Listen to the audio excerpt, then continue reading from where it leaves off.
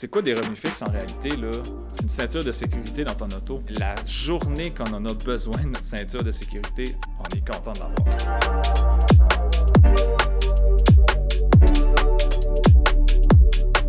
Bienvenue à un autre podcast de Vendremier Associés. Aujourd'hui, on a un autre membre de l'équipe, Philippe Godin, qui va être avec nous. Philippe, c'est notre gestionnaire de portefeuille de l'équipe, notre CFA de l'équipe. Puis là, on va tout décortiquer ça tantôt, Philippe, parce que les gens veulent savoir, bien, ça mange quoi en hiver, un gestionnaire de portefeuille ou un CFA, puis tout ça. Alors, on ne va pas aborder ça tout de suite, mais on va y arriver. C'est bon. Premièrement, Philippe, moi, ce que j'aimerais savoir, c'est, parle-moi un petit peu là, de ton parcours. Qu'est-ce qui a fait que, un moment donné, ça t'intéressait de t'en aller en finance? Et, tu sais, évidemment, il y a plein de matières, puis tout ça, puis tu as fait un bac en finance, c'est ça? J'ai commencé avec un bac en finance, Okay, oui. puis qu'est-ce qui t'intéressait de t'en aller là-dedans versus d'autres affaires? Moi, je suis quelqu'un qui a été très chanceux parce que mon parcours, il a toujours été tracé pour moi depuis que je suis très, très jeune. Donc, autrement dit, je ne me voyais pas faire d'autre chose que la finance. J'ai commencé à faire mes propres placements quand j'avais 12 ans. OK. Donc, moi, ce qui m'intéressait, c'est Un peu vraiment... comme Warren Buffett. T'es-tu aussi bon que Warren Buffett? J'aimerais ça, mais non, je ne suis pas encore rendu. Mais moi, c'est vraiment l'idée de, au lieu de travailler pour mon argent, j'aime que mon argent travaille pour moi. Ouais. Donc, ça a toujours été comme ça.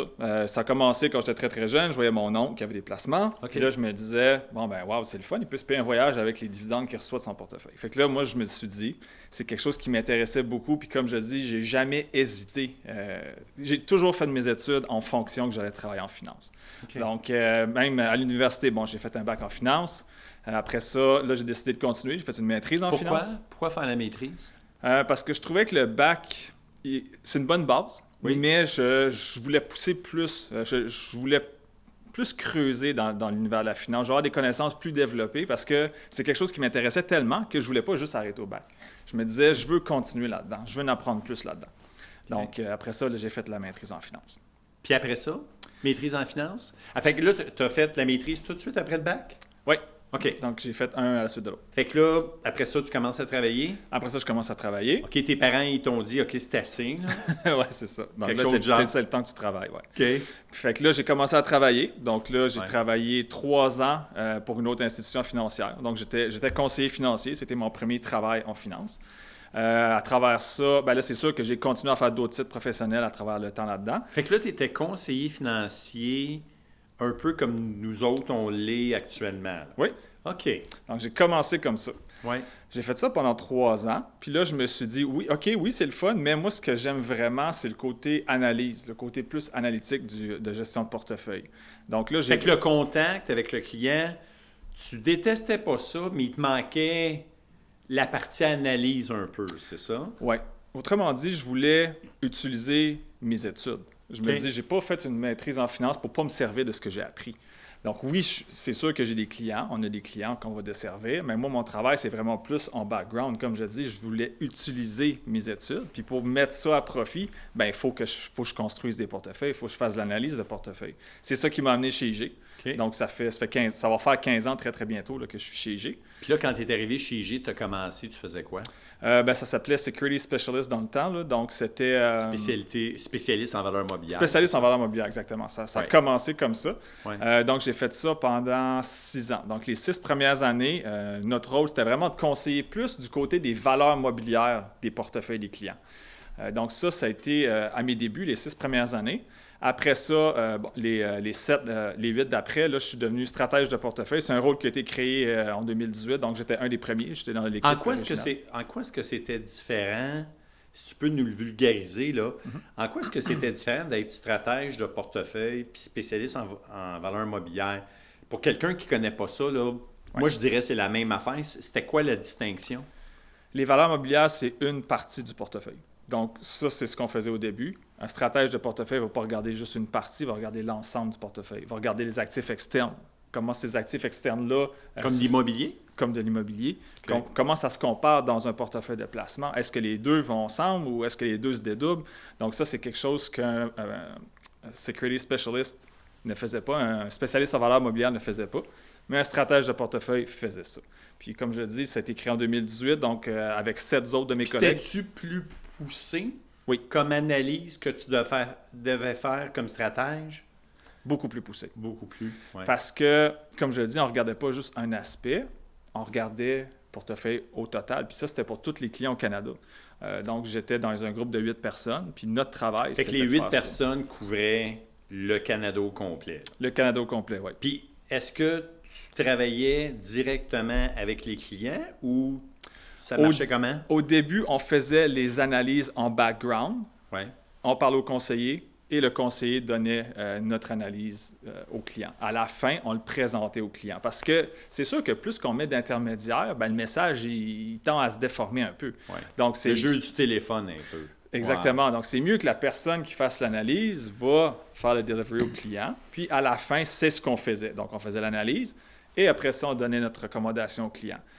La seule chose... Fait que ça, tu as fait ça combien de temps? J'ai fait ça 8 ans. 8 ans, OK. Ouais.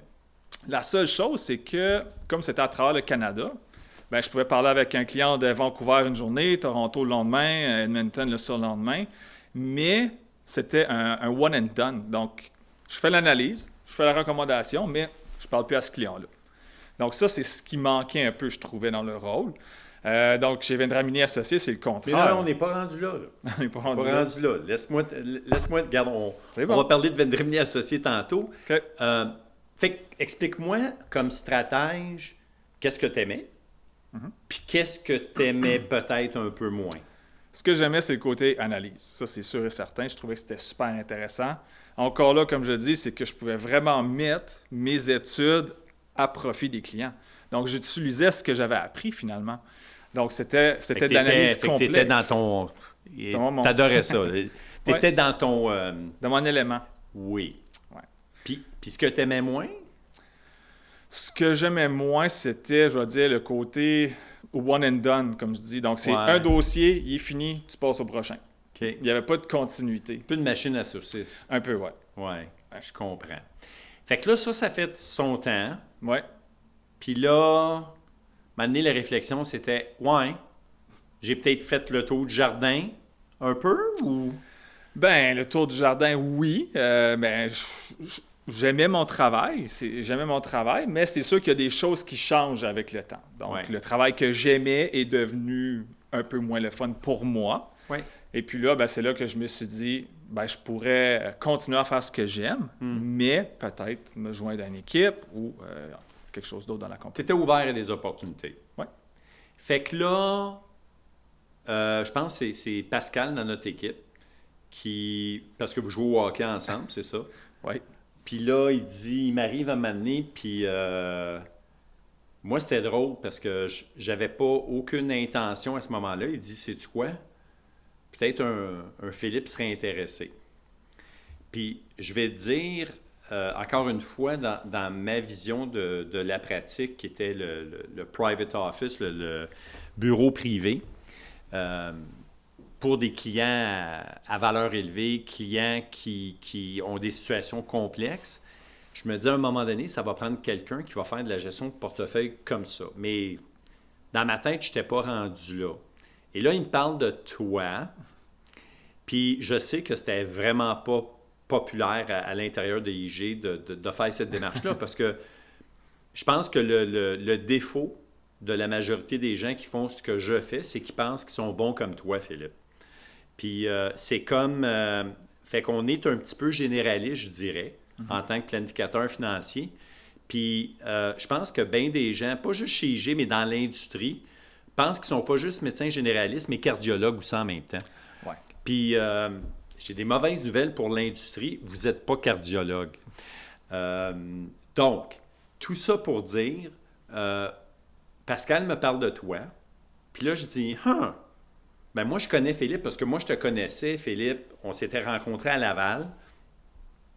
Puis comme personne, tu me dérangeais pas. En d'autres mots, en bon québécois, tu me tombais pas ses nerfs. OK, bon. Puis ça, c'était bon. Puis j'ai toujours eu, tu sais, ça a toujours été bien cordial, mais moi, je connaissais pas le Philippe stratège. Tu sais, je t'avais connu comme spécialiste en valeur mobilière, puis je savais pas. Puis tu sais, c'est drôle, hein? Quand ça fait 8 ans que quelqu'un fait quelque chose puis est rendu à un autre niveau? Parce que là, Philippe, corrige-moi, là, toi, tu avais ton titre de CFA, c'est ça, quand on s'est rencontrés? Je l'ai fait... Tu l'as fait quand? Je l'ai fait en 2013. En 2013. Ouais. Peux-tu expliquer à tout le monde, encore une fois, dans tes propres mots, c'est quoi un CFA? C'est pas un CPA. Non. Fait que c'est quoi un CFA? Il y a une lettre de différence. Ouais. Mais non. CFA, ben, ça veut dire Chartered Financial Analyst. Oui. En français, ça serait traduit comme analyste financier agréé. Donc, qu'est-ce que ça fait un CFA? Ça fait de l'analyse, ça fait de la recommandation de portefeuille, de l'optimisation de portefeuille. Donc, est-ce que j'aurais pu faire ça avec une maîtrise en finance? Oui, c'est sûr que oui. Mais le CFA, c'est tellement plus vaste, tellement plus large. Ça va regarder tous les aspects de la finance au complet. Mm-hmm. Donc, à travers la planète, c'est le titre en finance qui est le plus recherché. Puis, je vais vous dire, je vais te dire, c'est le plus difficile à avoir aussi. Si tu me demandes qu'est-ce qui est plus difficile, une maîtrise ou un CFA, je vais dire, le CFA est bien plus difficile qu'une maîtrise. Une maîtrise, c'est rien comparé à un CFA. Wow. Fait que, puis, il y a combien d'examens pour que tu puisses avoir ton Il y a 3 examens. Il y a 3 examens. Ouais. Chaque examen, c'est quoi? 2-3 heures? C'est 6 heures. Donc, Par examen? Oui. OK. C'est 6 heures par examen. Quand moi, je l'ai fait, ça se donnait une fois par année. OK. Donc, si tu étudies toute l'année, tu passes pas. Oui. Tu dois réétudier de nouveau l'année d'après pour faire le même examen. C'est une fois par année l'examen. C'était une fois par année. Là, c'est rendu plus souvent, mais quand moi, je l'ai fait, c'était une fois par année. Donc, tu avais intérêt à pas manquer ton examen. Pas échouer. Oui. Et là, puis d'après toi, le nombre d'heures que ça prend pour être capable de passer ton titre de CFA, là, c'est parce qu'il faut que tu mettes les heures, j'assume? Oui. Quand moi, je l'ai fait, c'était 400 heures d'études par examen. C'est ça qui était recommandé. Wow. Puis là, tu travaillais en même temps. Puis là, je travaillais en même temps. Oui. Ouais. Donc, Puis aussi, tu avais une famille. Tu as 2 garçons. C'est ça l'affaire. Je l'ai eu 1 an avant d'avoir mon plus vieux garçon parce que je me disais, je peux pas faire ça en même temps d'avoir des enfants. Je dois passer, là. Il faut absolument que je passe. Puis mon plus vieux est né en 2014, donc l'année après que j'ai eu mon CFA. Ouais. Mais puis tout ça pour dire que ça me donne les outils que j'ai besoin pour faire mon travail. Combiné avec la maîtrise, combiné avec le CFA, j'ai aussi Certified Financial Planner, donc des choses comme ça. Tout ça mis ensemble, ça me donne que quand je regarde la situation d'un client, là, je suis capable d'arriver à la bonne solution. Je mets juste mon training en application. Tu as un méchant coffre d'outils, là. Fait que dans le fond, ce que tu as là, en placement, là, je peux te le dire tout de suite, même ça fait 35 ans que je fais ce que je fais, tu as 1200 heures d'études que j'ai pas faites. Alors voilà. OK, on revient. Fait qu'écoute, regarde, c'est quoi, je pense que c'est la première fois. Bien, pas je pense, c'est la première fois. Tu sais, je sais que c'est difficile le CFA, mais c'est la première fois que quelqu'un me l'explique comme tu me l'as expliqué, puis je vais te dire, je suis encore plus impressionné maintenant. Puis je peux comprendre pourquoi c'est plus difficile un CFA qu'une maîtrise en finance. Ouais. Fait que là, je reviens. Fait que j'étais en avant de toi, Pascal, là, puis là, on dit, hey, on intègre-tu Philippe à l'équipe? Puis c'était une grosse décision pour nous parce qu'on avait déjà Julien qui s'en venait dans l'équipe. Là, on disait, tabarouette, on va engager 2 personnes dans la même année. C'est un gros move, puis tout ça. Puis j'ai dit à Pascal un moment donné, j'ai dit, bien, on le connaît, Philippe.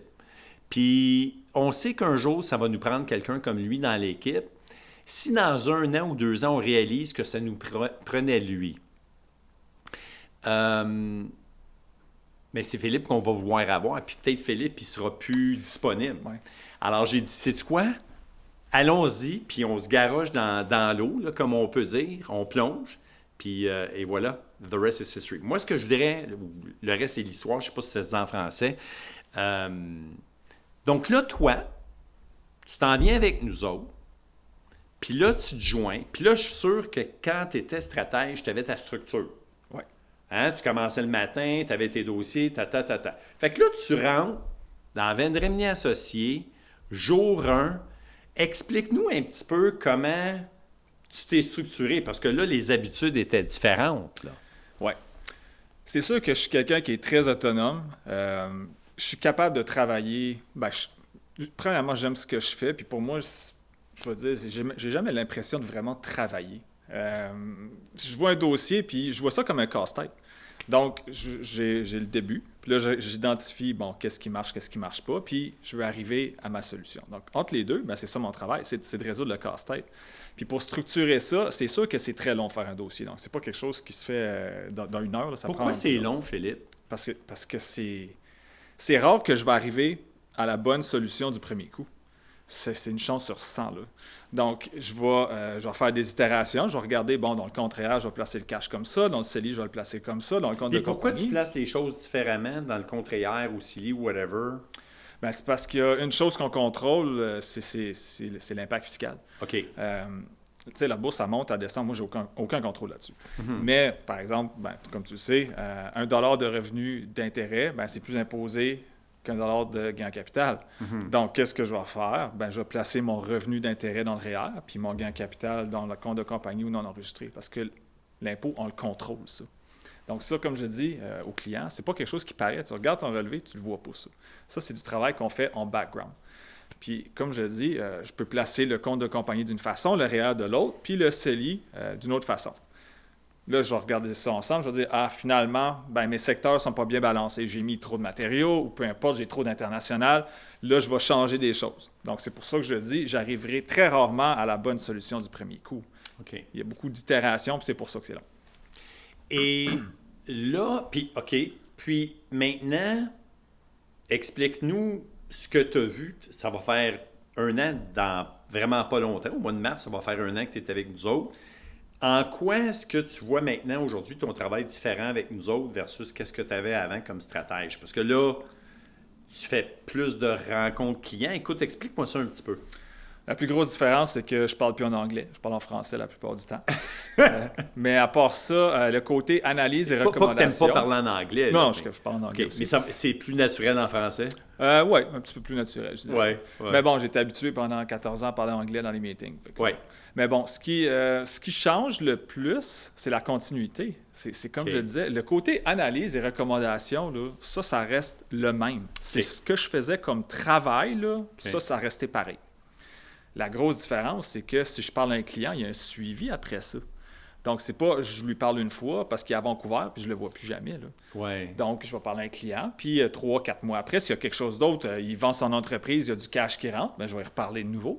Je vais faire la mise à jour, je vais faire des recommandations de placement. Okay. Donc, ça, c'est le côté suivi qu'il n'y avait pas. Puis c'est la plus grosse différence avec mon ancien rôle. Ta perception de comment les clients ont réagi depuis que... Tu sais, parce qu'avant, c'était Marco, c'était moi, ou c'était Pascal, l'expert en placement. Puis là, on dit, ben, on était des bons médecins, mais là, on a vraiment un cardiologue dans l'équipe. Là. Fait que toi, comment tu vois ça, leur perception quand tu fais des recommandations? Premièrement, je trouve que c'est vraiment... Les rencontres sont le fun. Donc ça, c'est quelque chose qui est différent aussi. Je trouve que nos clients sont le fun, pour vrai. C'est toujours des bons meetings. Là. Puis ce que je vois comme différence, c'est que les clients, ils semblent être comme, OK, wow, c'est vraiment une grosse équipe. Là. Donc, il y a quelqu'un qui s'occupe vraiment que des placements. Donc, il y a 6 aspects à la planification financière. C'est impossible d'être un expert dans les 6. Ouais. Donc là, nous, ce qu'on fait, c'est ça. Il y a un expert par catégorie. Puis je pense que les clients le remarquent, ça. Donc, c'est sûr que tu connais les placements, Pascal aussi. La seule chose, c'est que vous faites ça, vous faites d'autres choses aussi. Moi, je fais juste ça à tous les jours. Tous les jours de ma vie, je fais ça, du placement. Fait que c'est normal que je devrais justement être plus apte peut-être à faire les recommandations pour les clients. Puis, je trouve que ça paraît, quand on fait le delivery au client, je trouve que ça paraît qu'ils voient ça. Puis moi, je te dirais, ma perception... puis j'ai eu des commentaires avec les clients, pas qui n'étaient pas contents avec mes recommandations, là, parce qu'on choisissait des portefeuilles que toi tu choisis, puis tout ça, Philippe, mais je dirais plus un 2.0, là, parce qu'il y a d'autres éléments que tu rajoutes, puis ça, on va l'aborder éventuellement. Là. Je te dirais qu'ils sont impressionnés par la qualité de l'analyse. C'est sûr que moi, ça fait 35 ans que je fais ce que je fais et je laissais plus la gestion aux gestionnaires des portefeuilles et c'était très correct parce qu'on a obtenu des excellents rendements, mais ce qu'on va aller faire, on avait déjà une très bonne sauce à spaghetti, ce qu'on essaie de faire, c'est avoir la meilleure sauce au spaghetti au monde. Tu sais, c'est ça. Là, on a des petits ingrédients qu'on n'avait pas dans la sauce à spaghetti, puis on a rajouté une coupe de chef de plus dans la cuisine, puis on se pile pas trop ses pieds. Fait que ça, c'est correct, puis je pense que les clients le perçoivent, ça. Fait que moi, ce que je peux te dire, c'est que ma perception, moi, je me sens très, très bien. Je me sens vraiment. J'ai comme l'impression qu'avant, j'avais une très bonne voiture, mais là, j'ai l'air climatisé dans ma voiture. J'ai le cruise control dans ma voiture. Avant, je faisais un petit peu plus d'affaires, là. Ouais. Fait que c'est bien agréable et de mon point de vue, de savoir que j'ai ces experts-là, comme toi dans l'équipe, c'est tellement réconfortant pour moi. Puis moi, ce que ça me permet, parce que j'ai eu certains clients qui disaient, ben là, tu as l'expert en placement, Marco, tu as le fiscaliste, là, tu fais quoi, là, toi? Ben moi, ce que ça me permet de faire, c'est que ça me permet de m'assurer que tous les clients sont bien servis. Parce qu'on a certains clients que ont besoin de conseils et tout ça, et on est en train d'ajouter des gens à l'équipe, et ça me permet de coacher ces gens-là pour que tous les clients soient très, très bien servis. Fait que, pour moi, d'avoir quelqu'un comme toi où est-ce que je peux déléguer l'aspect placement, là, c'est énorme. Écoute, il nous reste pas beaucoup de temps au podcast, mais j'aimerais ça finir, puis la conversation avec, puis il nous reste peut-être une dizaine de minutes. Tes prévisions pour 2026. Alors, toi, tu vois ça comment? On est aujourd'hui 15 janvier. On a eu une année pas si pire à date. Écoute, tu le sais probablement plus que moi. Moi, il me semble que j'ai vu up and down un peu. Là. Ça monte, ça baisse, puis tout ça. Mais toi, tu vois ça comment avec tout ce qui se passe dans le monde? Puis géopolitiquement, il se passe... Alors... Ben, Puis là, peut-être que tu n'as pas assez de temps, mais regarde-moi. ouais. Ouais. Ben, on va atteindre le 7000 au niveau du S&P 500 très bientôt, peut-être même pendant qu'on est en train de parler. Là. Donc on est juste sur le bord d'atteindre le chiffre de 7000. C'est un sommet historique sur le S&P 500. Donc, en 2026, on prévoit quand même des bons rendements boursiers. Peut-être pas aussi exceptionnels que 2025, mais quand même des rendements positifs normaux, qu'on va dire. Donc, c'est sûr qu'il y a toujours de l'incertitude. Donc, oui, il y a des tarifs, oui, il y a de l'incertitude politique. Bon, il y a le président Trump là, qui n'aime pas Jerome Powell, en tout cas, il y a un paquet de choses comme ça. Mais l'année passée, c'était la même chose. Il y a eu des tarifs. L'annonce des tarifs, ça a été un choc à travers la planète. Puis malgré ça, ben, la bourse américaine a quand même fait plus 16. La bourse canadienne, plus 28. Donc, price return. Donc, c'est pas parce qu'il y a des surprises que le marché va pas bien aller. Il va toujours en avoir des surprises. Ça a toujours été comme ça, il va tout le temps en avoir. Mais ce qu'il faut se rappeler, là, c'est que c'est pas des annonces politiques qui drivent le marché, c'est les profits des sociétés. C'est ça qui drive la bourse. Puis tout de suite, en 2026, on semble être parti pour éviter une récession aux États-Unis. D'habitude, quand il y a une récession, c'est sûr que c'est pas bon pour les marchés. Puis là, on semble être parti pour éviter ça. Est-ce que tu penses que les profits des entreprises cette année, tu vois ça positif encore? Oui. Sauf que l'année passée, c'était des earnings beat. Donc, je donne un exemple. Admettons qu'une compagnie était prévue faire 100 millions, puis on fait 105 millions. C'est ça qui fait monter la bourse. Donc, la prévision, c'est une chose, mais c'est le résultat par rapport aux prévisions. Puis l'année passée, là, c'était des earnings beat un après l'autre. OK. C'est ça qui a fait que la bourse a autant monté l'année passée. Est-ce que ça va être la même chose cette année? C'est sûr que personne ne le sait. Ouais. Mais tout ça pour dire que l'économie se porte quand même bien. Puis je pense que oui, on va avoir une bonne année positive à la bourse. C'est sûr que c'est au mois de décembre qu'on va savoir si ça se transmet ou non. Mais il n'y a rien qui nous indique que la bourse n'ira pas bien cette année. Donc, puis, d'après toi, là, si tu fais de la gestion de portefeuille puis tout ça, c'est quoi le risque associé à la bourse que toi, tu vois potentiellement? Le plus gros risque, c'est de ne pas investir. Ça, c'est sûr et certain. Mais le plus gros risque par rapport à la bourse, moi, je dirais que c'est sûr qu'il va y avoir des surprises en cours d'année. Des surprises politiques, c'est sûr qu'il va en avoir. L'année passée, l'annonce des tarifs, la bourse a baissé drastiquement sur 10 jours à peu près. Ça s'est remis par la suite. Le marché s'est un peu habitué aux annonces politiques qui se passent. Donc, oui, ça se peut qu'il y ait une nouvelle annonce politique qui va faire que le marché va baisser, mais je ne pense pas qu'il va baisser autant parce que le marché est habitué à ça. C'est déjà habitué aux annonces politiques qu'il va y avoir. Mais la plus grosse, c'est sûr que si tu me demandes c'est quoi la chose qui pourrait arriver, faire baisser la bourse, on ne le sait pas ni l'un ni l'autre. Ça va être quelque chose que personne n'aura vu venir. Donc, c'est impossible de le prévoir parce que personne ne va le voir venir. C'est là que notre travail rentre en ligne de compte. C'est là qu'on bâtit un portefeuille qui est capable de supporter des annonces comme ça, des surprises comme ça. Puis c'est pour ça que chaque client a son profil de risque aussi. Donc, s'il y a un client qui veut être 100% croissance, tant mieux, mais il faut être capable de tolérer une baisse s'il y a une surprise que personne n'avait prévue. Quand on construit des portefeuilles, d'habitude, on va inclure des revenus fixes dans le portefeuille. Les revenus fixes vont servir justement à compenser une baisse de marché. Comme je l'explique aux clients, c'est quoi des revenus fixes en réalité, là? C'est une ceinture de sécurité dans ton auto. Combien de fois on s'est servi d'une ceinture? Peut-être 0, 1, 2, 3 fois. Mais la journée qu'on en a besoin de notre ceinture de sécurité, on est content de l'avoir. Ouais. Des revenus fixes, c'est ça. Parce qu'on ne peut pas prévoir l'avenir. On met des revenus fixes dans le portefeuille, dépendant de l'âge. Ça peut être un jeune aussi, un jeune qui veut s'acheter une maison. Il ne peut pas être 100% croissance s'il va décaisser dans 6 mois. C'est sûr. Donc ça, c'est notre travail de bâtir le portefeuille en fonction du client, parce qu'il n'y a pas un client qui est pareil. Même si on a 10 clients à la retraite, il n'y en a pas un qui est pareil. Il y en a un qui va avoir besoin de plus de cash, il y en a un qui voyage plus, il y en a un qui n'a pas besoin de cash. Il y en a un qui a une tolérance au risque différente. Donc, notre travail, c'est ça. On ne peut pas mettre le monde dans une catégorie. Chaque portefeuille est différent. Je comprends.